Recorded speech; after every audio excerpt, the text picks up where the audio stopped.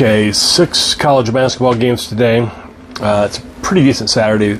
Some fun games are going on, and I know there are some ranked teams playing. I've got 6 things here that I'm hoping you'll be interested in. The first one is Kansas. Kansas is actually a 12.5-point favorite at home against Wichita State. Wichita's not played as well this year as they have in previous years, particularly defensively. It's not like they're bad. They're just not that same team that's shutting you down on defense, forcing a ton of turnovers and then scoring off those turnovers. So they're just not really shooting very well. They're not scoring as much because of that. And they've lost 3 of the last 4 games they've played. In Kansas is home, yada, yada, yada. They play better at home. 12.5 points. I'm going to stay with Kansas here. Game 2 is Tennessee Martin at Tennessee Tech. Now, Martin is a 3.5-point favorite on the road. Neither team really has a very good defense, but Martin's offense is considerably higher.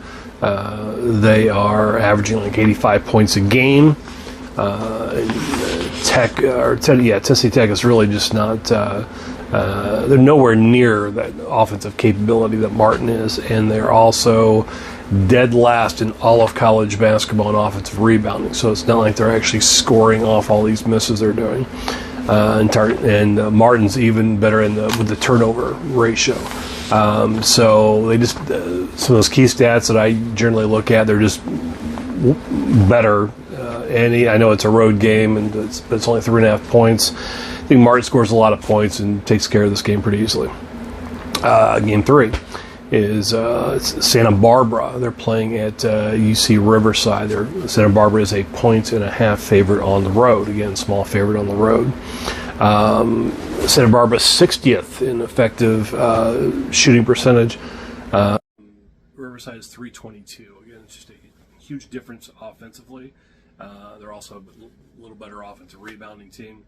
And then defensively, again, they're 157th compared to Riverside's 276. So I just pop in all these numbers, and just that 1.5 is just never. It's literally just one possession. I know it's a road game again, but they're a much better team. I think they'll take care of business here. Game 4. So Cornell is playing at home against Colgate. Cornell is averaging around 85 a game. They've hit 90 in 3 of the last 5. And they have the 15th, part of this is because they actually have the 15th fastest pace. Colgate is fine. They're a fine team, but they're kind of a middling defensive team. I started adding up all these numbers, and I was like, well, let's see that Cornell they have an 82 team total. So I'm going to take the over here because, again, just 82 seems like a pretty good number considering what we're looking at. So I think they'll go over that. Game 5 is UCLA and Oregon. I'll take the under in this game. It's 136.5 or 136.5. UCLA has been playing that number again, as we've talked about before. They're just obviously not having a great season, particularly offensively. So these two teams are the 44th and 66th best teams defensively.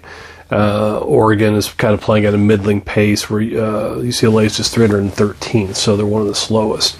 So you add all that together, plus the fact that most UCLA games are going under this anyway.